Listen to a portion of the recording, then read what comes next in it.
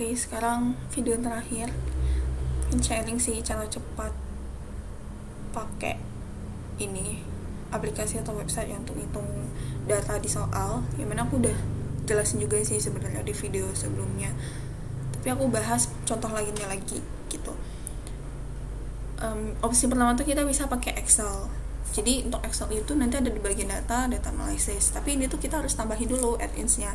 Tutorialnya tuh ada banyak di Google. Waktu itu aku pakai tutorial yang ini. Nah, teman-teman bisa kunjungi websitenya, terus ikutin step by stepnya. Nanti hingga muncul ini ya, data analysis. Terus kalau kita mau analisis itu kita klik aja data analysis, kita pilih mau yang mana. Aku udah kasih contoh yang regulasi, aku jadinya pakai contoh yang kedua ini ya, di test to sample for means. Jadi untuk soal 1 yang esai. Jadi di sini variable 1 range-nya itu aku pakai yang setelah, lalu variable 2 range-nya pakai yang sebelum. Nah, karena aku mulai ngebloknya itu dari angkanya ya, jadi labelnya nggak masuk, jadi aku hapusin centang labelnya, masukkan alfanya, hypothesis mean difference-nya. Nah, karena dia itu matched pairs, jadi kan kita untuk hipotesisnya itu kan pakai 0 ya biasanya, jadi aku masukin 0. Output range-nya di sini aku masukkan di works-nya sama, tapi aku letakin di sini. Terus oke. Nah, dapat deh tes statistiknya tuh segini, sama ya dengan di sini. Terus p value-nya segini juga sama, t critical value-nya segini sama gitu. Nah, aku mau coba untuk soal lainnya ya, aku hapus dulu. Ini soal yang tahun lalu sama, jadi insert data analysis ini. Lalu kita masukkan variabel satunya, aku pakai yang setelah ya di sini. Sebenarnya tuh bebas aja sih mau pakai yang setelah dulu atau sebelum dulu, nanti itu bakal ngaruh ke hipotesisnya gitu. Hati-hati di tandanya gitu. Kalau misalnya variabel satunya tuh lebih besar daripada variabel yang kedua, nantinya itu kan bakal ini ya, hasilnya tuh positif lah gitu kalau diselisihkan, jadi tandanya tuh lebih besar dari 0. Tapi kalau misalnya variabel satunya itu lebih kecil daripada variabel 2, maka nantinya itu hasil selisihnya tuh bakal negatif, jadi tandanya itu yang ininya mu d-nya itu akan lebih kecil dari 0 gitu. Hati-hati di sananya aja. Tapi itu nggak terlalu berpengaruh sih kalau untuk tes statistiknya, paling beda ininya aja, beda tandanya negatif atau positif gitu, tapi hasil perhitungannya tuh angkanya tuh sama gitu. Nah, di sini hasilnya itu t-nya sama ya, terus ini p value-nya juga sama, begitu pula untuk t critical value-nya sama. Nah, di Excel ini dia ngasih 2 nih, p value sama t critical-nya. Jadi tergantung kita tuh uji hipotesisnya tuh uji hipotesis apa, karena kalau ini yang H1-nya itu pakai tanda tidak sama dengan, kan itu berarti to tell ya. Jadi pakai yang ininya tuh berarti pakai ini nanti gitu. Jadi nyesuaiin gitu. Dan Excel-nya tuh ngasih opsi banyak, ya kita pilih sesuai dengan hipotesis yang kita buat. Oke, itu Excel. Mungkin contoh yang lain yang mana ya? Oh, ini. Di sini mau cari tahu korelasi LS.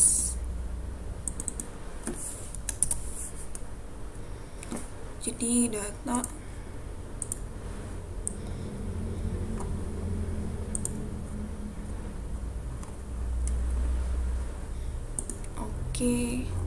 input range-nya itu berarti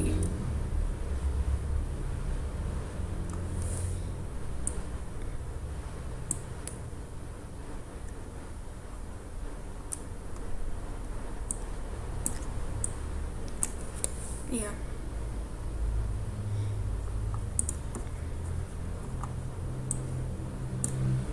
Oke.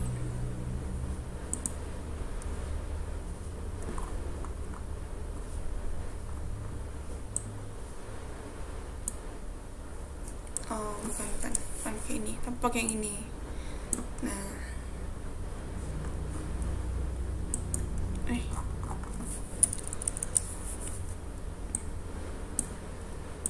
jadi ini kan rank correlation itu ada penyesuaian ya sedikit, karena dia ada data yang sama. Oke. Nah, hasilnya sama. Nah, kenapa aku pakai yang tadi data analysis yang correlation, sedangkan ini tuh kan rank correlation ya? Karena di sini tuh ini rumus yang untuk rank correlation kalau ada data yang sama tuh sama dengan yang ini tadi, yang rumus untuk hitung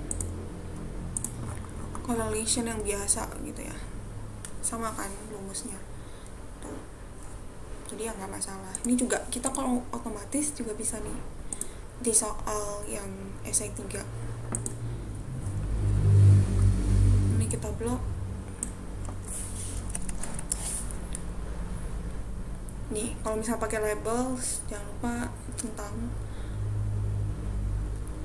terus output range-nya sini, aku letakin di sini. Oke.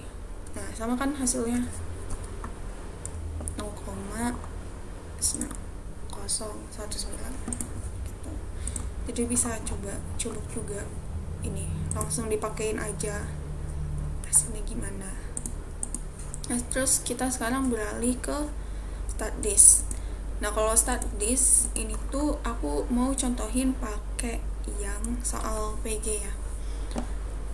Kebetulan aku nggak ngitung pakai start disk juga yang PG. Tapi ini PG-nya PG yang ini tahun lalu. Mungkin kita bisa pakai yang soal 6 kali ya. Dalam survei terhadap 7.100 pemirsa TV, jadi N-nya segitu, 40%-nya mengatakan mereka menonton program berita.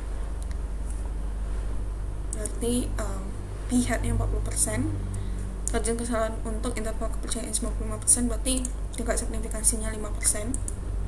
Nah, berapakah margin of error? Sekarang kita lihat di statistiknya, berarti kan masuk ke confidence interval ya, karena kan untuk menghitung confidence interval itu kan kita membutuhkan margin of error. Jadi bisa langsung aja sini, confidence level udah benar, ini 7.100, number of success-nya tadi 40%, berarti 40% kali 7.100 2840, dapat margin of error-nya segini nih, 0,01140. Nah, hasilnya sama kan dengan ngitung manual. Terus kita coba lagi di 9. Misalkan DJP ingin melakukan survei kepuasan layanan pajak.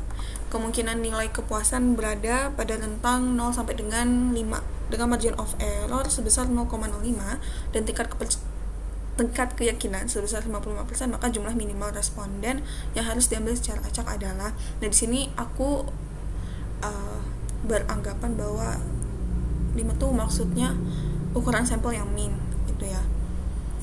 Alasannya kenapa ini, kebetulan soal ini juga sama dengan yang kita bahas di soal 2 tahun lalu ya, soal 2 gitu, dan dijelasin juga di video sebelumnya.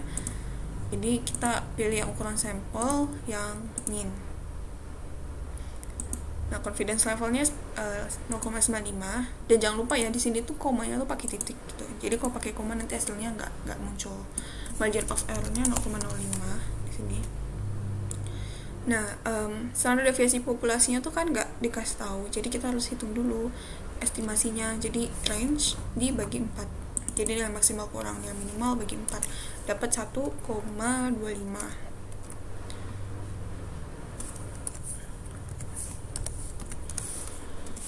Nah, dapat hasilnya 2401. Jadi sama dengan hasil perhitunganku.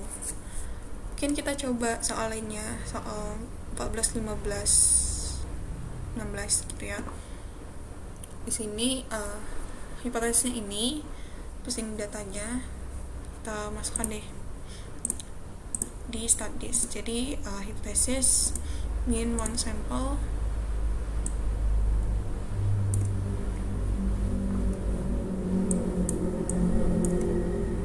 jadi dia ada dua opsi ya, use data atau use summary statistic. Karena di soal dia dikasih tahu inti-intinya apa aja, summary-nya apa aja, kita langsung pakai ini aja gitu. Use data ini berarti kita masukkan data di soal itu berapa. Misalnya mean-nya tuh nggak dikasih tahu, standar deviasi sampelnya nggak dikasih tahu, kayak cuma dikasih tahu datanya itu berapa aja, berarti kita pakai yang ini. Sedangkan di soal ini udah dikasih tahu summary, jadi kita pakai yang ini ya.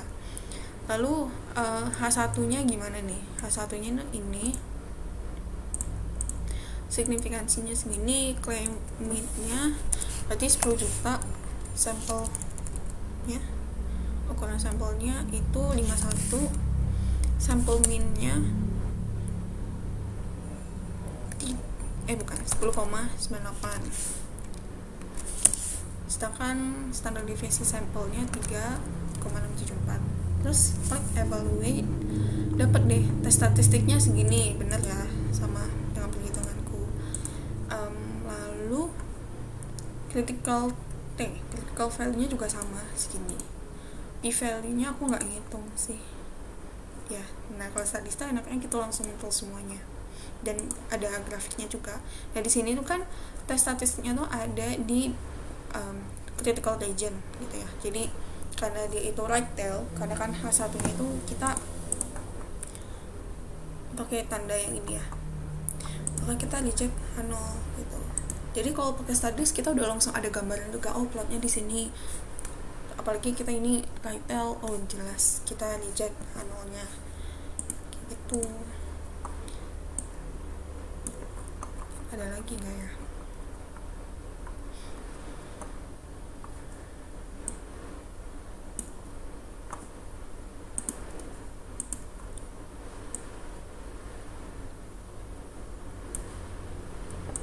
Di sini yang lalu memproduksi